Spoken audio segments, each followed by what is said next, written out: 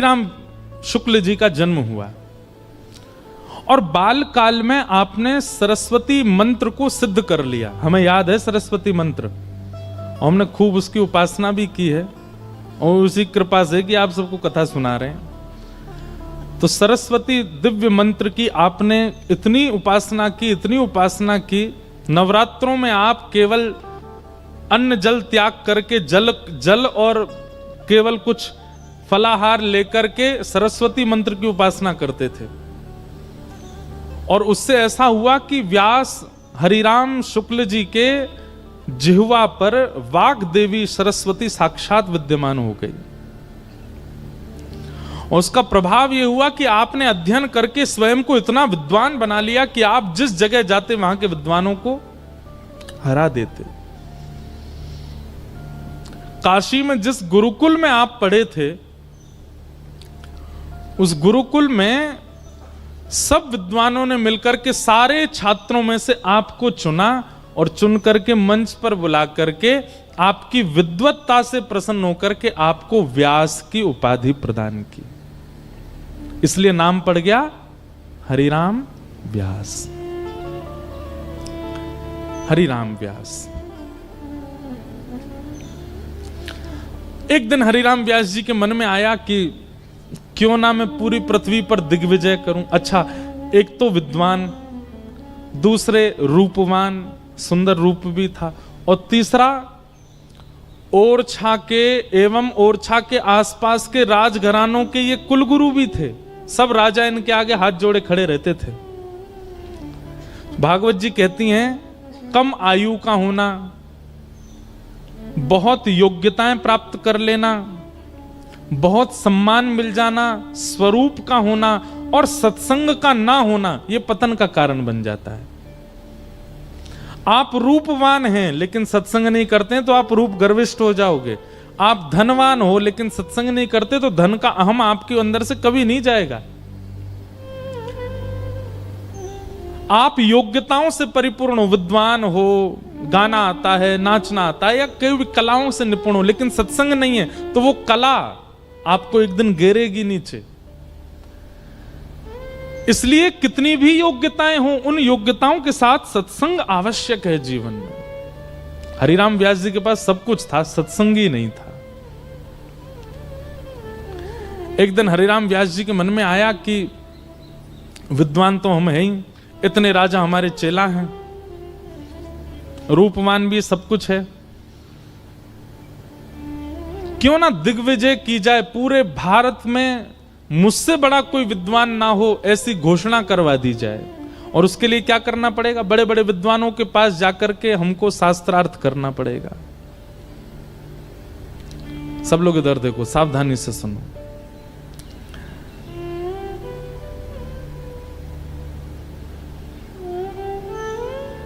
तो उस समय पर ये छपाई मशीन तो होती नहीं थी, तो हरिराम व्यास जी स्वयं ग्रंथ लिखते थे। गुरुदेव से सुना हुआ ग्रंथ याद करके फिर उस ग्रंथ को पूरा आद्योपांत लिखते थे।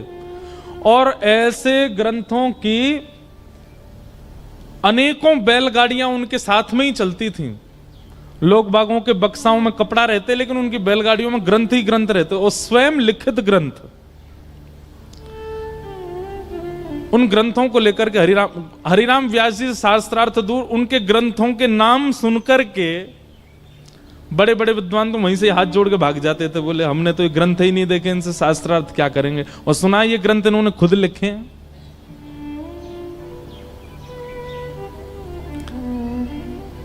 बाल्यकाल में आप लोगों ने एक चतुर ब्राह्मण की कथा सुनी होगी, उसका नाम था तेनालीराम। सुनी? याद किसी को भी नहीं होगी कोई कथा, पर तेनालीराम की कथा सबने सुनी है।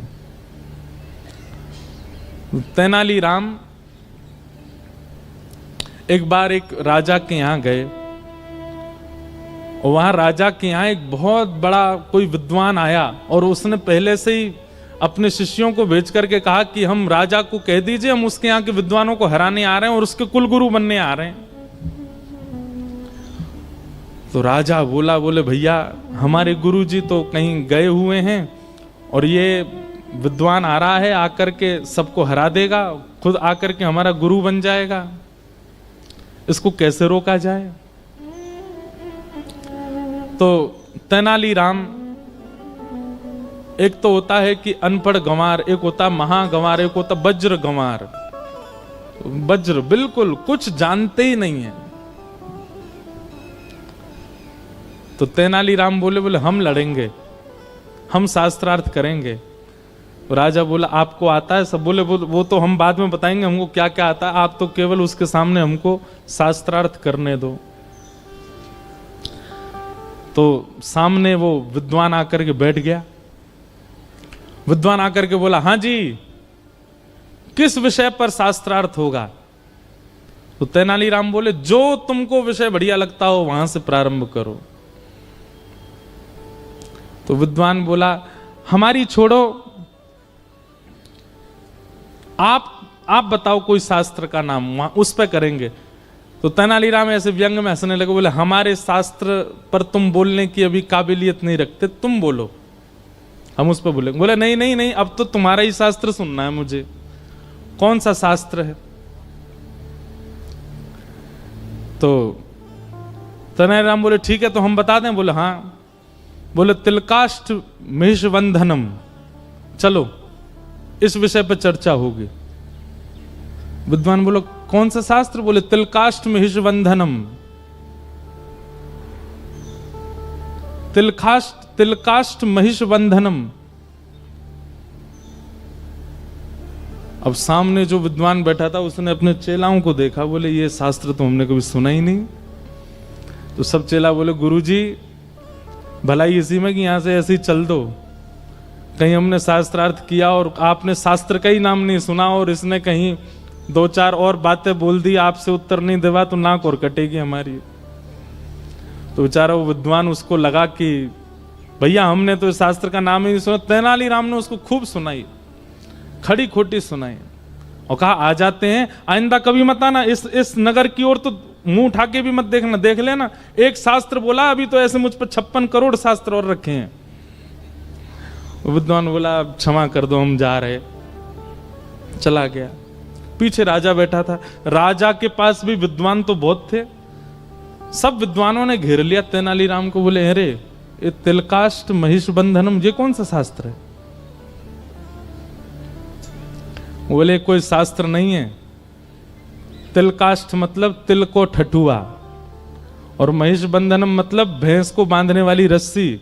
हमने उसी को संस्कृत में बोल के कह दिया इस शास्त्र पर शास्त्रार्थ करो, और डर के मारे भाग गया। राजा बोला भैया तुम विद्वान तो नहीं हो लेकिन बुद्धि तुम्हारी खूब तेज है। और फिर एक विद्वान के द्वारा तेनालीराम को फिर अध्ययन करा के विद्वान बनवाया। तो शास्त्रों का नाम उल्लेखित करके उस पर शास्त्रार्थ होता था। हरिराम व्यास जी की तो पोथियों के नाम पढ़ करके विद्वान घबरा जाते थे। किसी ने कहा बोले आप कहां पूरे विश्व पर दिग्विजय करेंगे, भारत में सर्वश्रेष्ठ स्थान काशी। ऐसा कहते हैं काशी जो है ना वो देवाधिदेव महादेव की जिह्वा है। क्या है? जिह्वा। काशी में जब ब्राह्मण बोलते हैं तो उनके स्वर को उनका स्वर ना माना जाए, वो महादेव का ही स्वर है। इसलिए काशी के स्वर अलग ही हैं, चाहे वहां गाने वाले हों, चाहे वहां ब्राह्मण बोलने वाले हों, वहां के वेद मंत्र पाठ करने वाले ब्राह्मणों को आप सुनिए, वहां के बड़े बड़े विद्वानों को, वो पूरे विश्व से अलग ही हैं। काशी में भगवान की शिव की जिह्वा मानी जाती है। हरिराम व्यास जी अपनी वही 5-6 बैलगाड़ियों में भरे हुए ग्रंथ और दुनिया भर के दिग्विजय के पत्र लटका रखे थे, यहां जीते वहां जीते, वो सब उन पर लटके हुए थे। जैसे आजकल लोग गाड़ियों पर लिखवा लेते हैं, जो भी उनकी श्रेष्ठता होती है वो गाड़ी पर लिखी रहती है, चाहे महामंडलेश्वर हो, चाहे एमएलए हो, चाहे विधायक हो। हरिराम व्यास जी पूरी बैलगाड़ियों पर लगवा करके और पहुंच गए। सब ब्राह्मण समझ गए, बोले भैया ये हरिराम व्यास को व्यास से जीतना सामान्य बात नहीं है, ये बहुत विद्वान है। वाग्देवी सरस्वती की कृपा है इनके ऊपर। इन्होंने सरस्वती मंत्र को अभिमंत्रित कर रखा है, इनकी जिह्वा पर सरस्वती नर्तन करती है। कैसे जीतेंगे हम इनसे? सब ब्राह्मण व्याकुल होकर के देवादिदेव महादेव शंकर के पास गए और कहा कि हे महादेव, हमारी हार हो हमें स्वीकार, पर काशी की हार, ये तो आपकी हार मानी जाएगी ना, क्योंकि यहां तो सब ब्राह्मण आपकी वाणी है, कृपा कीजिए। सब ब्राह्मणों ने जाकर के प्रार्थना की कि हे महादेव, अब आप ही हमारी रक्षा करो। हरिराम व्यास आ रहे हैं।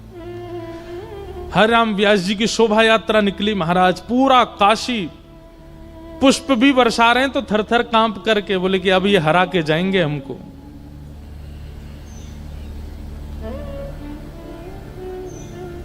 महादेव ब्राह्मणों से बहुत प्रेम करते हैं। बंधुओं, ब्राह्मणों से प्रेम करने का कारण भी, मैं कोई जाति विशेष पर बोलूं ऐसा मेरा भाव नहीं, पर ब्राह्मण की जीविका ठाकुर जी ही हैं। वो ठाकुर जी को गाता है, ठाकुर जी को भजता है, ठाकुर जी को तैयार करवाएगा ब्राह्मण, ठाकुर जी पे पुष्प चढ़वाएगा ब्राह्मण, ठाकुर जी की आराधना करवाएगा ब्राह्मण, ठाकुर जी के सब क्रियाकलाप इस संसार में करता ही ब्राह्मण है। तो उससे प्रेम होना सहज है ठाकुर जी का। भले ही उससे अपना घर चलाता है, लेकिन ठाकुर जी का सबसे ज्यादा ध्यान ब्राह्मण ही रखते हैं, इसलिए ठाकुर जी को बहुत प्रिय है।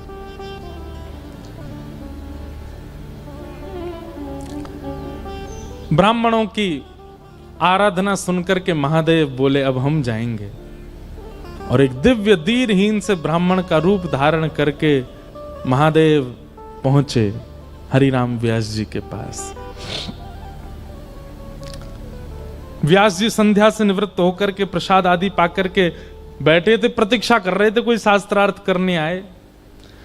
बाहर द्वार पर दो सेवक खड़े थे, तभी शंकर जी ने जाकर के कहा प्रणाम, हम व्यास जी से मिलने आए हैं। सेवकों ने भीतर जाके कहा, बोले महाराज द्वार पर एक ब्राह्मण आया है। हरिराम व्यास जी बोले बुलाओ बुलाओ बुलाओ, उससे तो हमको शास्त्रार्थ करना है। और तुरंत अपना आसन सुव्यवस्थित किया, ग्रंथ निकाल करके रख लिए। और जैसे ही महादेव पहुंचे, बिल्कुल साधारण सी धोती है, साधारण सा गमछा डाला हुआ है, दीनहीन से ब्राह्मण, पतले दुबले, एक एक नस दिखाई दे रही है।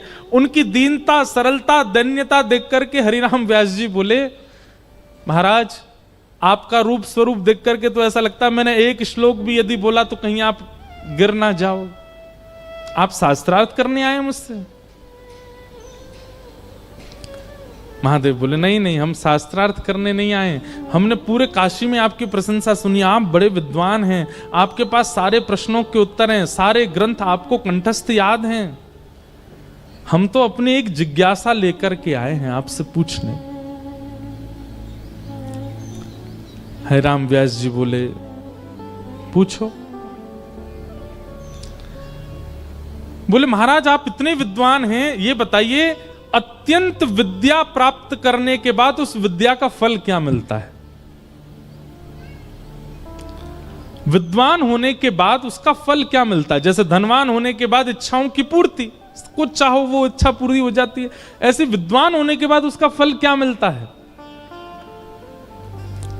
हरिराम व्यास जी बोले कोई पूछने की बात है? विद्या ददाति विनयम, विद्या से विनय आता है, विद्या से दीनता आती है, और सबसे बड़ी बात विद्या से विवेक प्राप्त होता है। विवेक किसे कहते हैं? सही और गलत की पहचान, इसको विवेक कहते हैं। बहुत ध्यान से सुनिएगा, एक कैसा ट्रांसफॉर्मेशन है हरिराम व्यास जी के जीवन में। कहां वो पूर्व के हरिराम व्यास और कहां वो बाद के हरिराम व्यास, महादेव की कृपा।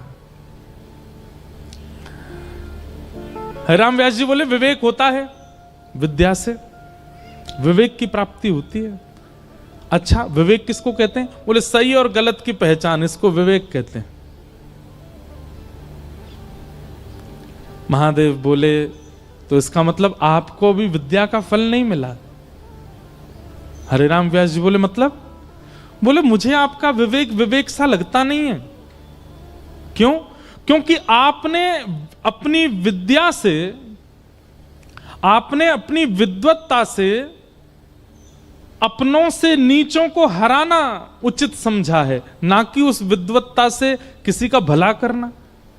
आपने किसी के घर को प्रसन्न नहीं किया होगा, आपने किसी के घर को आनंदित नहीं किया। जितने ब्राह्मणों से अभी तक आप मिले सबको रुलाया ही आपने, यह आपका विवेक है।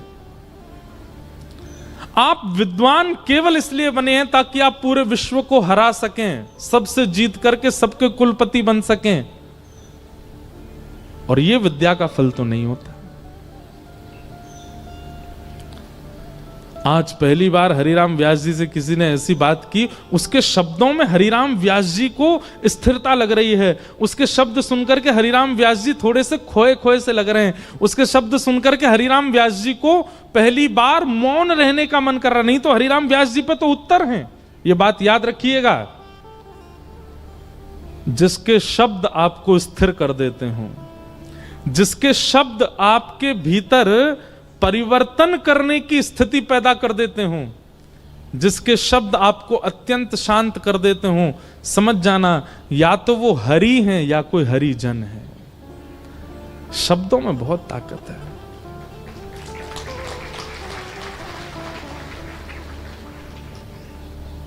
अगर मुझसे पूछा जाए पूरे विश्व को कौन चला रहा है, तो शब्द।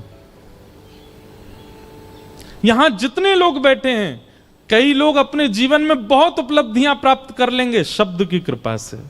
कई लोग अपने जीवन में वृंदावन की प्राप्ति कर लेंगे शब्द की कृपा से। कई लोग अपने जीवन में विरक्तता को प्राप्त कर लेंगे शब्द की कृपा से। और क्षमा कीजिएगा, कई लोग दुष्ट बन जाएंगे, कई लोग राक्षस प्रवृत्ति के हो जाएंगे, वह भी शब्द से। शब्द। हरिराम व्यास जी ने तुरंत हाथ जोड़े, बोले महाराज मुझे तुरंत सत्य बताइए, आप कौन हो? आप कोई सामान्य नहीं हो, आपका परिचय क्या है? और जैसे ही कहा आपका परिचय क्या है, इतने में ही जटा जूट धारी, त्रिपुंड मस्तक पर लगा है, त्रिनेत्रम त्रिशूल हाथ में लेकर के, गले में सर्पों की माला, आहा चिदानंद रूप शिवोहम शिवोहम चिदानंद रूप शिवोहम।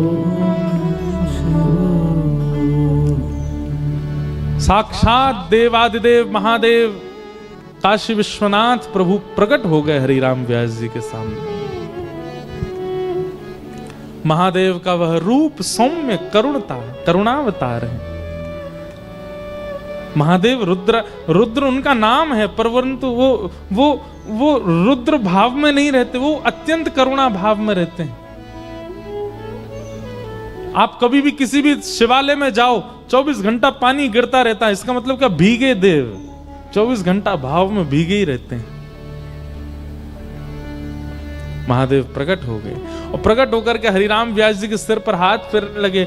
आज हरिराम व्यास जी को अपने जीवन में किए गए समस्त क्रियाओं के प्रति पाप की भावना आने लगी।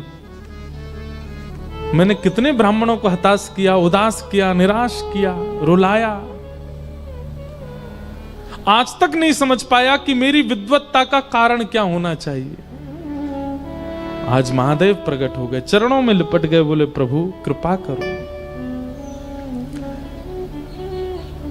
मुझे क्यों वाणी देवी की कृपा हुई? मुझे क्यों विद्वत्ता प्राप्त हुई? मैं क्यों पृथ्वी पर आया हूं? मेरे जीवन का उद्देश्य क्या है? कारण क्या है?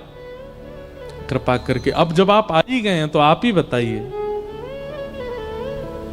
देखो, नरसिंह मेहता के भाव में और हरिराम व्यास जी के भाव में एक बात स्पष्टता लगी, पूर्ण समर्पण। आप बताइए, हम आपसे कोई जिज्ञासा ना प्रकट करें, आप बताओ। क्योंकि जानते हैं कि महादेव जिस मार्ग का अनुसंधान करवाएंगे वो मार्ग कल्याणकारी ही होगा।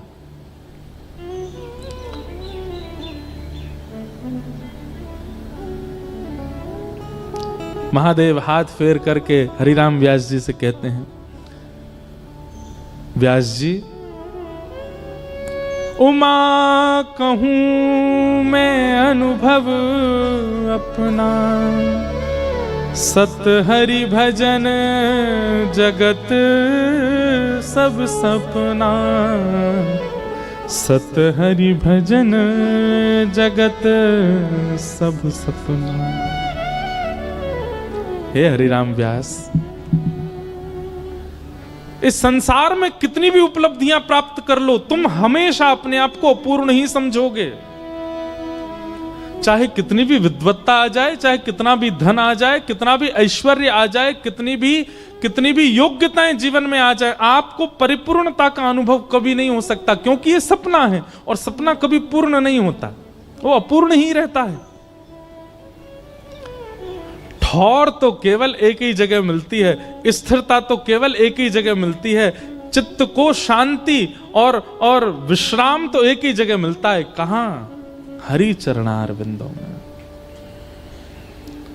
और व्यास जी, तुम कोई सामान्य जीव नहीं हो, तुम कोई सामान्य मानव नहीं हो, तो कौन हो? अरे नेत्र बंद करो, विचार करो, अपनी पूर्व की लीला का दर्शन करो। और हरिराम व्यास जी ने जैसे ही नेत्र बंद करके देखा, जैसे स्मृति में आया, तो क्या पाया? स्वयं को निकुंज में श्री विशाखा अली के रूप में देखा।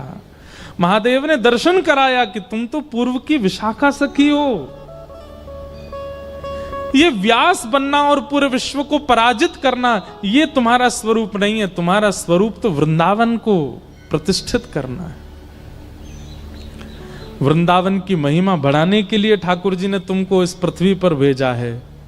हे विशाखा, हे हरिराम व्यास, अपनी विद्वत्ता से वृंदावन चंद के यश को गाओ, श्री युगल सरकार के यश को गाओ, और सबसे बड़ी बात, वृंदावन के यश को गाओ।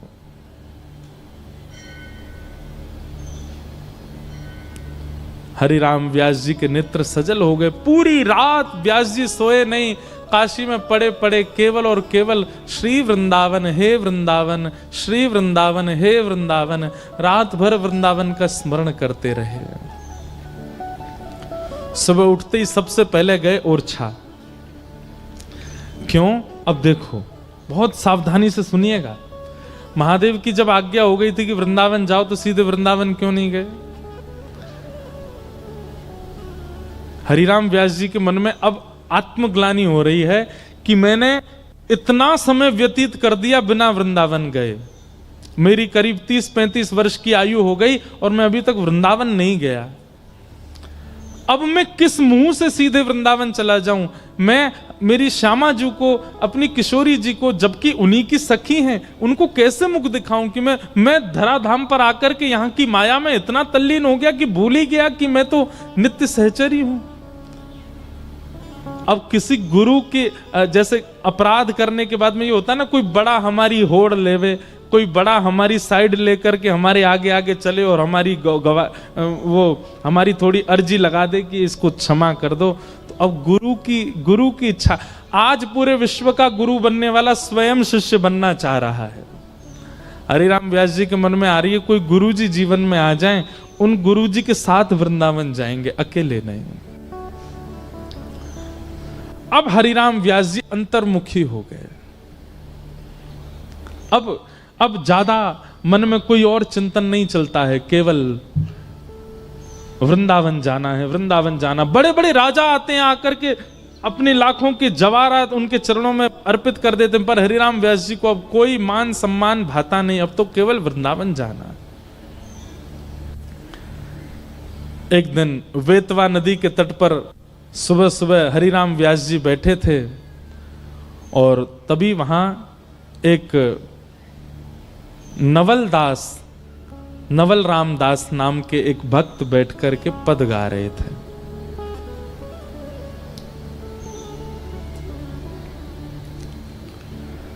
आज अति राजत दंपति भोर। सुबह सुबह का राग गा रहे थे। बहुत सावधानी से सुनिएगा। अगर हम हरिराम व्यास जी का पूरा चरित्र कहें ना, तो पद ही पद हैं उसमें, इसलिए बहुत सावधानी से सुनो। हरिराम व्यास जी बैठे हैं बेतवा नदी के तट पर और तभी उनके कानों में ये स्वर गूंज रहा है। आज अति राजत दंपति भोर, आज अति राजत दंपति भोर। अर्थ क्या है पद का सुनो, नेत्र बंद करके सब लोग अनुभव करो। सुबह सुबह का समय है और दोनों दंपति यानी कि युगल सरकार अपनी शयन सेज पर उठ कर के बैठे हैं शयन के बाद। और कैसे लग रहे हैं दोनों?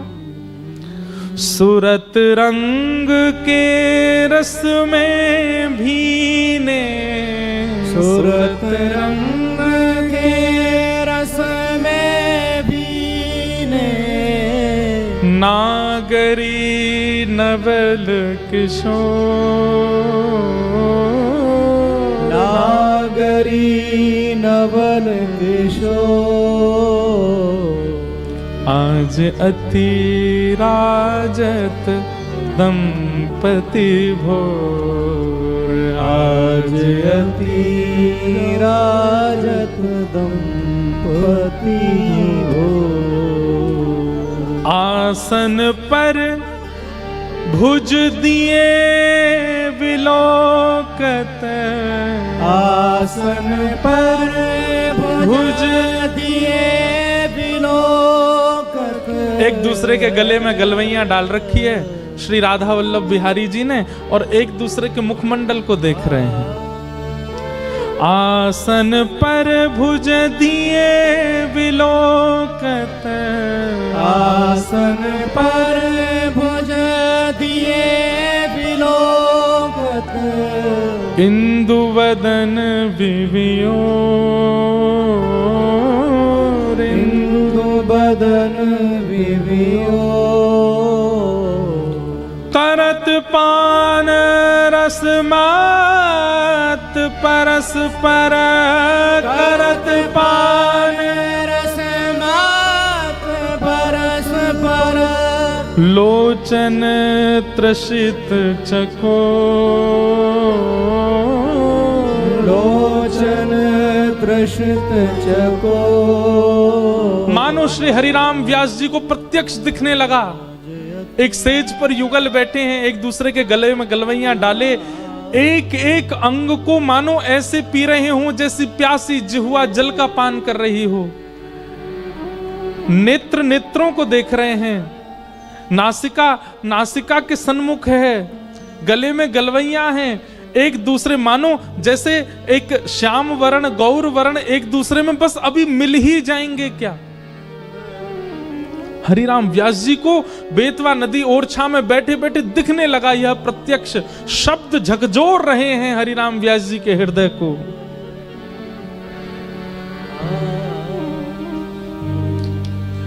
आहा, दोनों सेज से उतर के चलने लगे तो कैसे चल रहे हैं?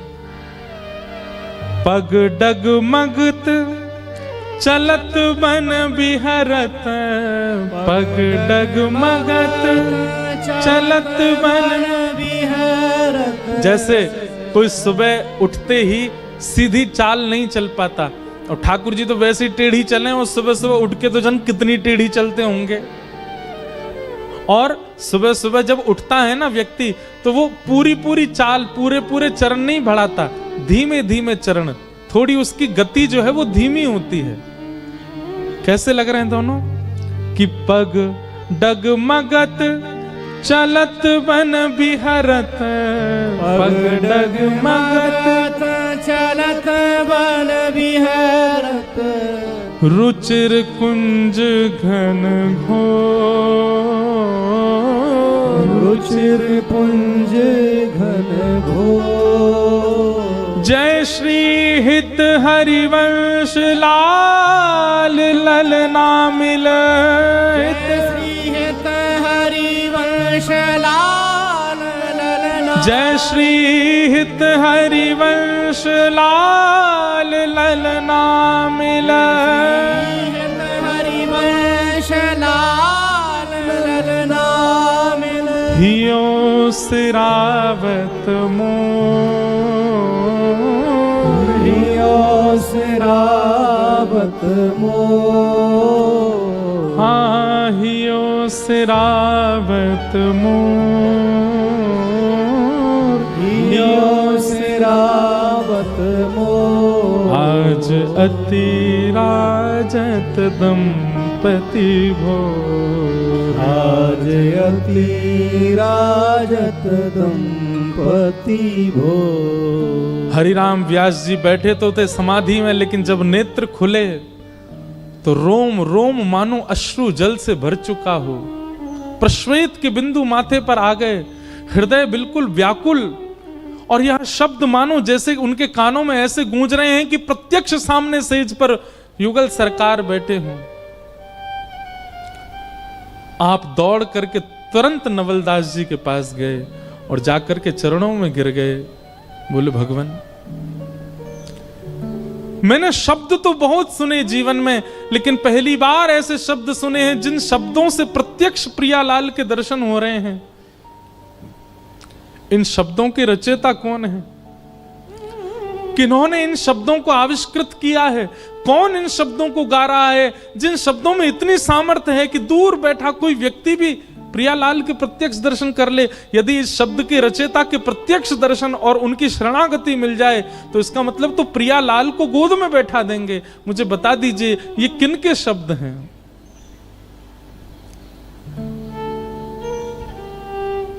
नवलदास जी मंद मंद मुस्काने लगे और कहे, व्यास जी ध्यान से सुनो। जय श्री हित हरिवंश लाल ललना मिल, जय श्री हित हरि लाल ललना, जय श्री हित हरिवंश लाल ललना मिल, हित हरिवंश लाल ललना, हियो सिरावत मोर, हियो सिरावत मोर। ब्रज वृंदावन में श्री राधा वल्लभ लाल जी को विराजमान जिन्होंने किया है, ऐसे जिनके कृपा पात्र से मैं इस भाव को गा रहा हूं, ऐसे श्री हितरवंश महाप्रभु, उनका यह भाव। हरिराम व्यास जी ने अब विचार नहीं किया। मैंने बंधुओं कथा में कहा है कि वृंदावन आपको आमंत्रित कर रहा है। इसके 3 संकेत मिलेंगे। पहला संकेत स्वप्न में वृंदावन की स्मृति, दूसरा संकेत वृंदावन से किसी ब्रजनिष्ठ ब्रजवासी या फिर किसी वैष्णव का आपके नगर में आगमन, और तीसरा वृंदावन का कोई प्रसाद आपको प्राप्त हो जाना। ये 3 स्थिति यदि हो, स्वप्न में वृंदावन, नगर में ब्रजवासी का आगमन और आपकी जिह्वा पर या आपके कानों में ब्रज का कोई प्रसाद उड़ेल दे, ये 3 स्थिति एक साथ यदि बने तो समझ जाइए वृंदावन आपको आमंत्रित कर रहा है। तुरंत जाइए वृंदावन। हरिराम व्यास जी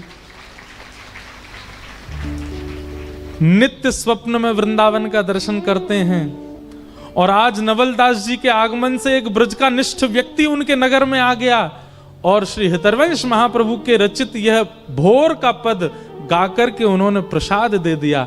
अब हरिराम व्यास जी रुके नहीं, जिस अवस्था में थे तुरंत वृंदावन की ओर निकल पड़े। लेकिन ऐसा कहते हैं, उनके चरित्र में आता है कि हरिराम व्यास जी ने किसी को बताया भी नहीं कि वो जा रहे हैं, परंतु वो 5 बैलगाड़ियों में भरी हुई जो पोथियां थी उनको संग लेकर के गए। किसी ने कहा इन पोथियों ने अब भी पीछा नहीं छोड़ा। नहीं, हरिराम व्यास जी वृंदावन जाकर के निचोड़ निकालना चाहते हैं कि इन्होंने मेरा क्या किया। जब मेरा ही कुछ नहीं हो पाया तो किसी का क्या होगा इनसे। इनको जाके विसर्जित करके आऊंगा वृंदावन में, इसलिए लेकर के गए और सीधे श्री हरिराम व्यास जी वृंदावन पहुंचे।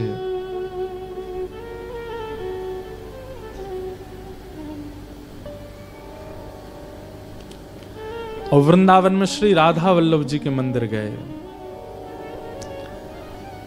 राधा वल्लभ जी का दर्शन करके श्री हरिराम व्यास जी ने एक पद गाया। हमने कही ना आज तो पदों की झड़ी लगेंगी हरिराम व्यास जी के चरित्र में।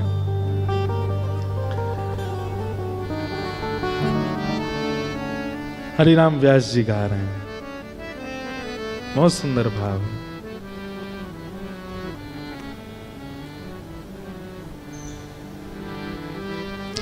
राधा वल्लभ मेरो प्यारो, राधा वल्लभ मेरा प्यारो। प्रथम दर्शन किया है श्री राधा वल्लभ लाल जी का और श्री हरिराम व्यास जी गा रहे हैं, जय हो। क्योंकि देखो, राधा वल्लभ जी महादेव के ठाकुर जी और श्री हरिराम व्यास जी को सेवा में भेजा भी किसने? श्री महादेव ने भेजा है। इसलिए प्रथम दर्शन करते ही चित्त में अपने आप शब्द प्रकट होने लगे, राधा वल्लभ मेरो प्यारो, राधा वल्लभ मेरा प्यारो।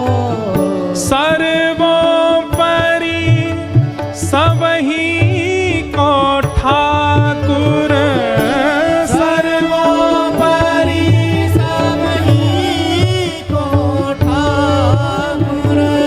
सर्वोपरि सबही को ठाकुर, सर्वोपरि सबही को ठाकुर। सब सुखदानी हमारो हमारो, सब सुखदानी हमारो गाओ। हमारो। राधा वल्लभ मेरो प्यारो, राधा वल्लभ मेरा प्यारो। राधा वल्लभ मेरो प्यारो, राधा श्री राधा वल्लभ लाल की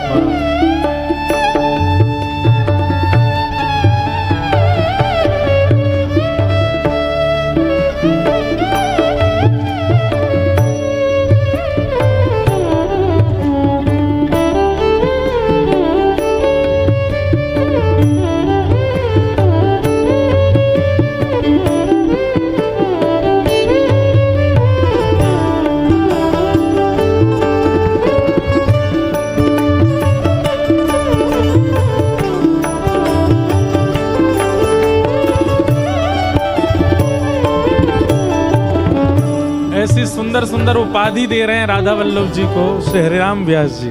क्या?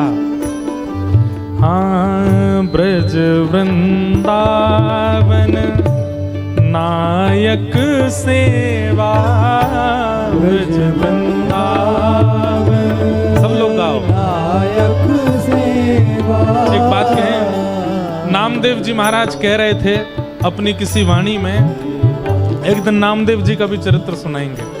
नामदेव जी कह रहे थे कि अगर सत्संग होता है, कीर्तन होता है और कोई बैठा बैठा केवल सुनता है, कीर्तन में गाता नहीं है, करताल नहीं बजाता, तो इसका दंड उसको अगले जन्म में बिना वाणी का बनना पड़ता है।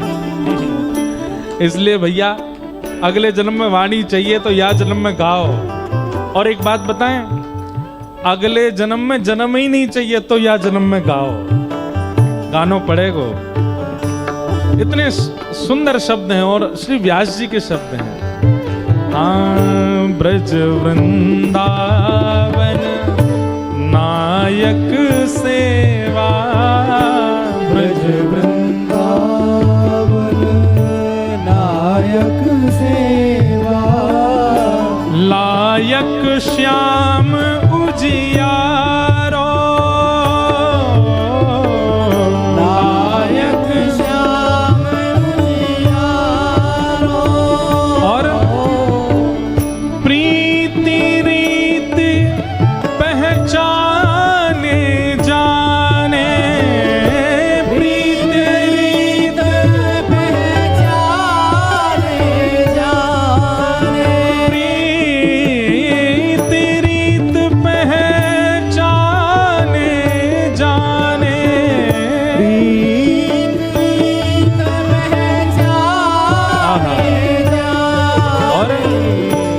रसिकन को रखवारो वारो, रसिकन को रखवारो वारो, राधा वल्लभ मेरो प्यारो, राधा वल्लभ मेरो प्यारो, राधा वल्लभ मेरो प्यारो, राधा वल्लभ मेरो प्यारो। रूप कैसा है राधा वल्लभ जी का, आहा।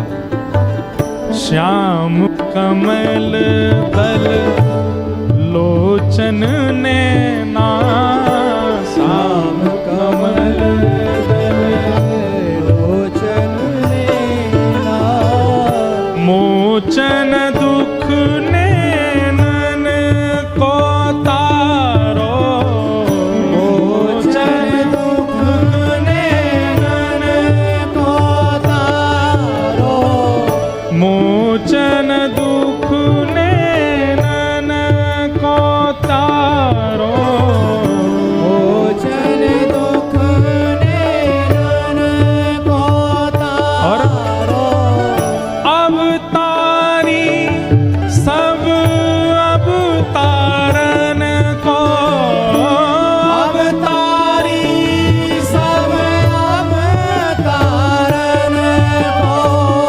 अवतारी सब अवतारन को, अवतारी सब अवतारन को, महतारी महतारो तारो, महतारी महतारो तारो, राधा वल्लभ मेरो प्यारो, राधा वल्लभ मेरो प्यारो, राधा वल्लभ मेरो प्यारो।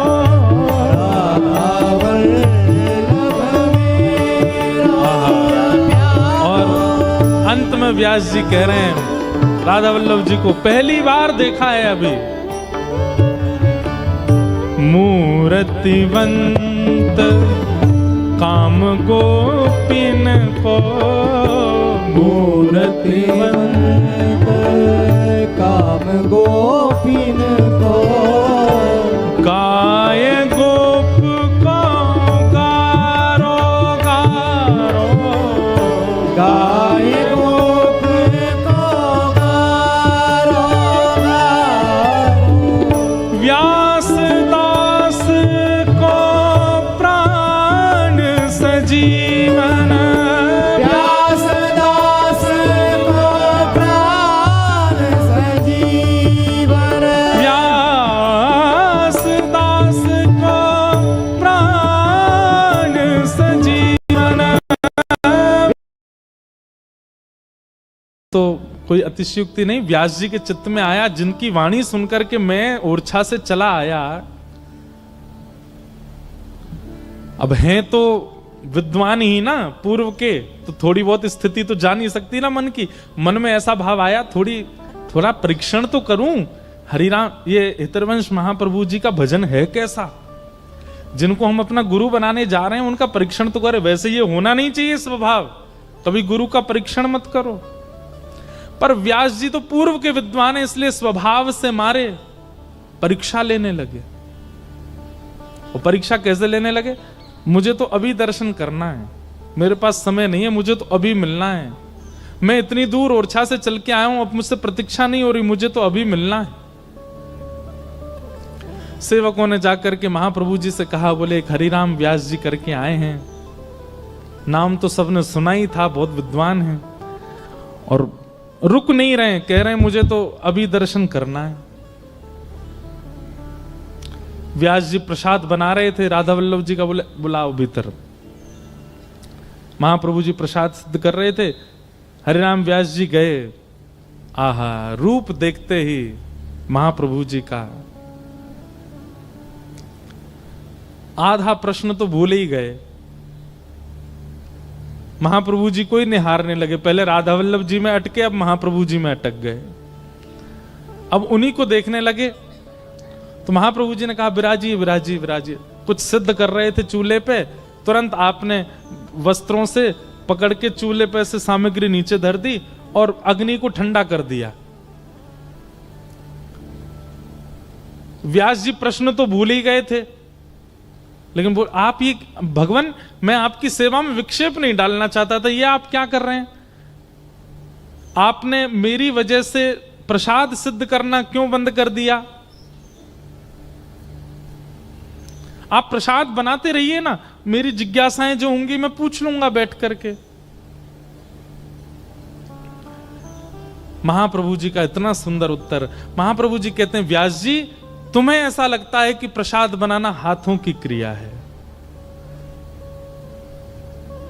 संसारी व्यक्ति के लिए भोजन बनाना हाथों की क्रिया हो सकती है, ठाकुर जी के लिए तो हाथों से प्रसाद नहीं, हृदय से बनता है। और यदि मेरा हृदय प्रसाद में लगा है तो तुम्हारे प्रश्नों का उत्तर मेरा हृदय कैसे देगा?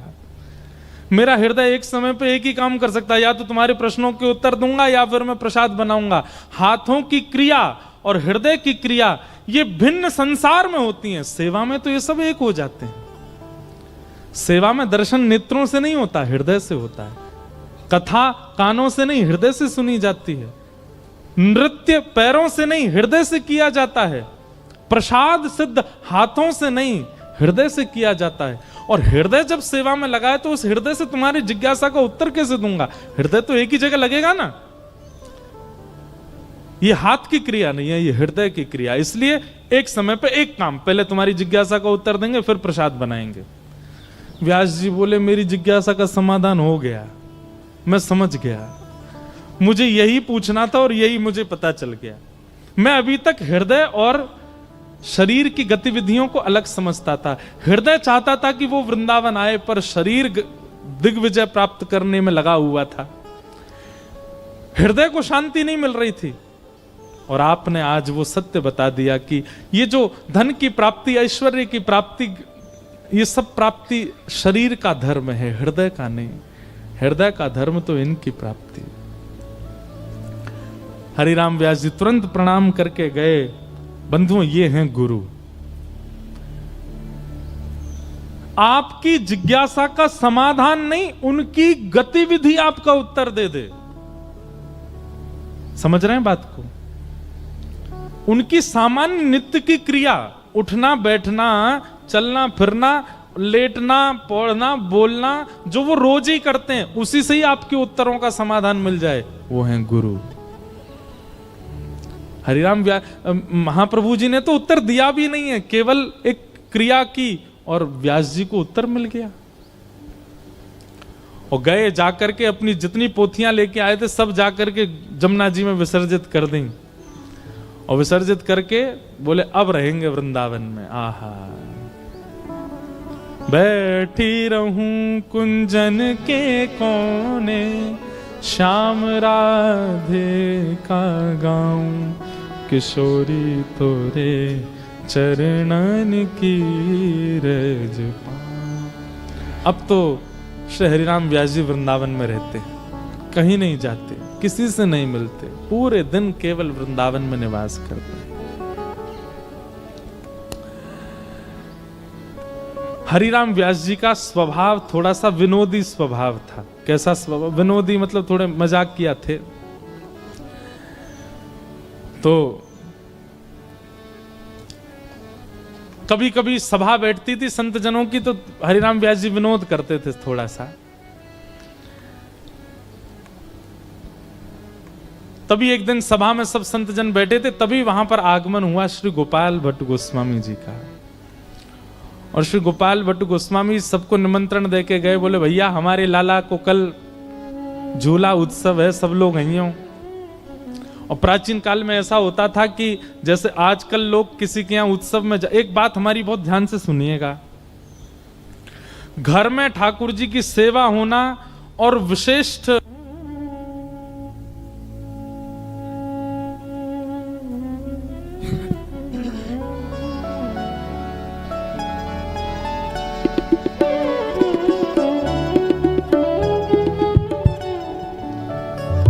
घर में, अब ये दोबारा बंद नहीं है, जय भैया देख लिए, घर में ठाकुर जी की सेवा होना जो हम निवेदन कर रहे थे,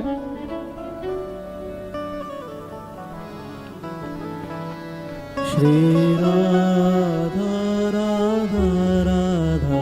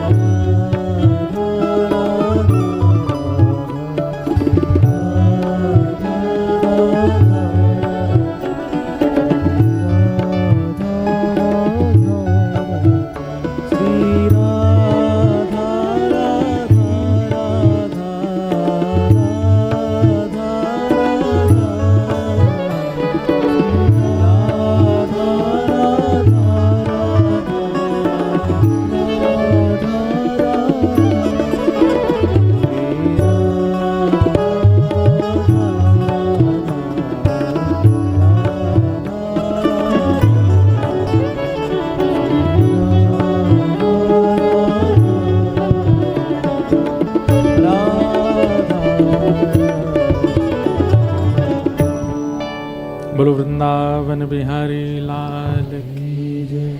तुम निवेदन कर रहे थे घर में ठाकुर जी की सेवा होना और विशिष्ट उत्सव दिनों पर उनका उत्सव ना करना यह अपराध है। आप चाहे दुनिया के किसी कोने में रहें, आपके ठाकुर जी अगर घुमक्कड़ हैं हमारे लाल जी की तरह, सब जगह जाते आते रहते हैं, तो आपको ये व्यवस्था पहले से ही करके चलनी चाहिए कि वहां उनका वह उत्सव हो। हम एक दिन रत्नावती जी का चरित्र सुनाएंगे। उनके चरित्र में इस बात को प्रधान रूप से कहा गया कि ठाकुर जी का अगर कोई वैष्णव उत्सव नहीं करता है, ठाकुर जी उसके फिर नाराज हो जाते हैं, फिर पाषाण है आपके घर पर, ठाकुर जी नहीं है। ठाकुर जी तो वहां डोलते हैं जहां पे उनके उत्सव होते हैं। ठाकुर जी तो उन्हीं के घर में रहते हैं जिनके घर में नित्य उत्सव ही उत्सव चलते रहते हैं। हमारे पुष्टि मार्ग में ऐसा कहते हैं कि ठाकुर जी को जितना श्रम होता है, जितनी मेहनत ठाकुर जी से होती है संसार के कल्याण में, लोगों की इच्छाएं पूरी करने में, लोगों पर कृपा करने में, या फिर श्रृंगार धराने में, लीला करने में, उत्सव करने, वो सारी जो थकान है ठाकुर जी की, सारा जो श्रम है ठाकुर जी का, वो निवृत्त होता है उत्सव में। ठाकुर जी की उत्सव निवृत्ति होती है जब कोई उत्सव करता है, श्रम निवृत्ति होती है। इसलिए भैया भले ही आप बहुत व्यवस्थाएं नहीं कर सकते तो मानसी उत्सव कर लो, लेकिन ठाकुर जी को उत्सव किया जरूर किया करो। होली निकल के गई, ठाकुर जी के बढ़िया बढ़िया उत्सव अभी निकल के गए हैं। अब रामनवमी आएगी, उसके बाद में फिर ठाकुर जी के चंदन यात्रा आएगी, स्नान पूर्णिमा आएगी आदि। हम तो स्नान पूर्णिमा पे यमुना जी का प्रथम आगमन पृथ्वी पर होता है। एक स्थान है देहरादून के पास, कटा पत्थर, वहां से जल लेके आते हैं यमुना जी का, ठाकुर जी का स्नान कराने के लिए। वृंदावन में जल ऐसा बचा नहीं, अब दिल्ली का सब गंदगी आती है, तो वहां जाते हैं, वहां से यमुना जी लेके आते हैं, फिर ठाकुर जी को बढ़िया स्नान कराते हैं। चंदन यात्रा के कम से कम 5-6 दिन पहले से ही पूरे घर के लोगों की एक ड्यूटी लगा दो, सब बैठ करके चंदन घिसो, खूब सारा, एक आध कटोरी चंदन नहीं होना चाहिए, खूब चंदन घिसो, केसर डाल के उसमें जल की जगह गुलाब जल का प्रयोग करो, खूब चंदन घिसो। चंदन घिस के फिर एक बढ़िया सूती कपड़े में लेके निचोड़ो, उसके ऐसे गोले गोले बन जाएंगे, उनकी बढ़िया बत्ती बना बना के ठाकुर जी गाल पे धराओ, अंग पे धराओ, उसी की पोशाक बना के पहनाओ, उसी का मुकुट धरा दो। इन सब उत्सवों को करने से ठाकुर जी राजी रहते हैं। फिर ठाकुर जी आपको छोड़ के नहीं जाते। ठाकुर जी को भी यूं रहती, यही घर में रहूंगा मैं, रोज बढ़िया बढ़िया बना खवावे, मुँह खूब आनंद करावे, झूला झुलावे, खूब डुलावे। तो कोई और बुलावे को भी तो ठाकुर जी नहीं जाएंगे, बोले मैं ना जाऊंगा, मैं तो यहीं रहूंगा। इसलिए उत्सव किया कीजिए। अगर आप उत्सव नहीं करते हैं ठाकुर जी का, तो आपके घर में ठीक है भावना से ठाकुर जी हैं, फिर वो ठाकुर जी प्रत्यक्ष नहीं बैठे वहां पे। उत्सव तो गोपाल भट्ट गोस्वामी जी बोले भैया हमारे घर पर उत्सव है, सब लोग आओ। हरिराम व्यास जी को भी निमंत्रण दिया, बोले आप भी पधारिएगा। हरिराम व्यास जी बोले ठीक है हम भी आएंगे। हरिराम व्यास जी पहुंच गए। जैसे ही वहां पहुंचे तो वहां जाकर के व्यास जी ने देखा तो सब लोग बैठे, समाज कीर्तन हो रहा है और भीतर झूला झुला रहे हैं। तो हरिराम व्यास जी ऐसे ताक के देखने लगे, बोले झूला कौन को झुला रहे हो? तो गोपाल भट्ट गोस्वामी जी बोले हमारे शालिग्राम भगवान बैठे हैं ना भीतर, झूला में ही बैठे हैं। अच्छा मुझे दिखे ना, ने पुष्पमाला वगैरह ने थोड़ी दूर करो, थोड़ी दूर करके दिखाए तब दिखे शालिग्राम जी बैठे हैं। हरिराम व्यास जी बोले वाह भैया बड़े अद्भुत ठाकुर जी ने गुलाब जामुन से, बहुत बढ़िया। अच्छा व्यास जी आप भी बहुत बढ़िया पदरचना करते हैं, सुनाइए कुछ। हम व्यास जी बोले हम क्या सुनाएंगे, ठीक है सब गा रहे हैं। नहीं नहीं आप भी सुनाओ। हरिराम व्यास जी बोले ठीक है। मोह भटा कढ़ी में बोरे आन, बोले जगत रंग लगायो चंदन, झूले रे झूले बेर गंड की नंदन। कृपा में कैसे, अब व्यास जी तो गा के चले, विरह से थोड़ा विरह तो था उनके चित्त में, लेकिन आनंदित हो गए। लेकिन दूर खड़े गोपाल भट्ट गोस्वामी जी बोले अब गाओ। उस दिन तो कह गए भट्टा कड़ी में बोरे, लो हो गए प्रकट। तो पहले तो व्याकुलता हुई थी गोपाल भट्ट गोस्वामी जी को, लेकिन अब व्याकुल हो गए कौन? हरिराम व्यास जी। और हरिराम व्यास जी रोने लगे और रोते रोते क्या बोले? रूप गोस्वामी को मिल गए, सनातन गोस्वामी को मिल गए, मधु पंडित को मिल गए, हमारे गुरुदेव हरिवंश महाप्रभु को मिल गए, और तो छोड़ो गोपाल भट्ट गोस्वामी जी के यहाँ इतने सुंदर रूप धारण करके आप प्रकट हो गए। मुझे कब मिलेंगे? अब मुझे कब मिलेंगे? यह विरह ही प्रकट करती है ठाकुर जी को। बंधुओं विरह रूपी मथनी से ही प्रकट होंगे वो। अब 2 दिन पहले तो गोपाल भट्ट जी व्याकुल थे, अब 2 दिन बाद हरिराम व्यास जी व्याकुल हो गए। आप सब पे कृपा कर रहे हो, मुझ पे कब करोगे? मुंह पे कृपा कब होएगी ठाकुर जी?